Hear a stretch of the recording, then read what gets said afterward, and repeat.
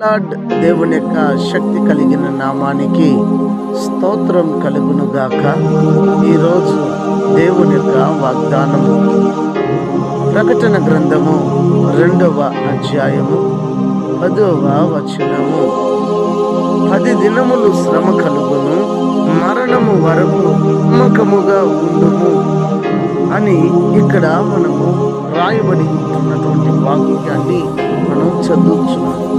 10 దినములు శ్రమ కలుగును అంటే కొంతకాలము మన జీవితంలో ఈ భూమి మీద మరి బ్రతుకున్న కాలం అంతా కూడా అనేక శ్రమలు, అనేక శోధనలు, అనేక ఇబ్బందులు, అనేక ఇరుకులు అన్నది కలుగుతుంది.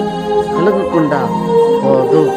అయితే మరణము మనము పొందేంత వరకు క్రీస్తుకు నమ్మకంగా మనము జీవించాలి.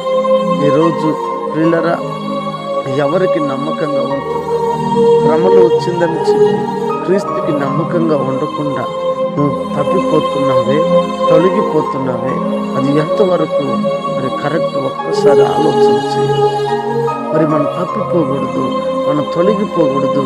మరణం వరకు క్రీస్తు కొరకు నమ్మకంగా ఉండాలి. ఏదైతే కానీ నా జీవితంలో ఏమి జరిగినా కానీ బ్రతుకుటి క్రీస్తు, చావైతే లాభమని అపోస్తలుడైనటువంటి పౌలు గారు చెప్పారు.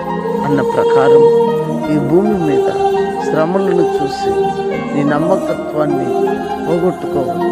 నీ ఎదురుగా ఉన్నటువంటి కష్టాన్ని, నీ కుటుంబంలో జరుగుతున్న మరి విషయాల్ని బట్టి నీ నమ్మకత్వాన్ని దేవుడి మీద నుంచి తొలగించుకోవద్దు.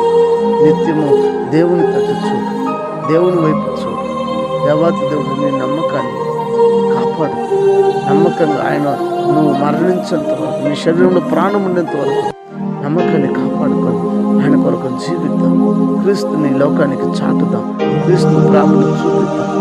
శ్రమలను బట్టి అధైర్యపడక, సోలిపోక దేవుని తట్టు చూద్దాం.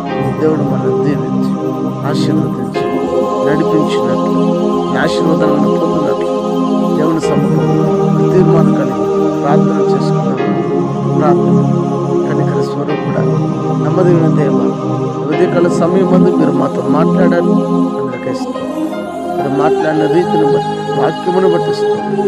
దేవా, నమ్మకంగా ఆ శరీరంలో ప్రాణం ఉన్నంత వరకు నమ్మకంగా జీవించుటకు, సాక్షిగా ఉండుటకు మరి సహాయం. దేవా, అనారోగ్యం చేత ఉన్న వారికి ఆరోగ్యం దయచేయండి. ఆర్థిక ఇబ్బందులు ఉన్న వారికి విడుదలను దయచేయండి. రక్షణ లేని ప్రజలకు రక్షణ నుంచి ప్రతి వారిని రాకడ కోసం సిద్ధపరచుకొని క్రీస్తు పేరిట ఈ ప్రార్థనకు సమర్పించి అడిగి వేడుకొని తండ్రి, ఆమేన్. God bless you. దేవుడు మిమ్మల్ని దీవించి ఆశీర్వదించును గాక. ఆమేన్.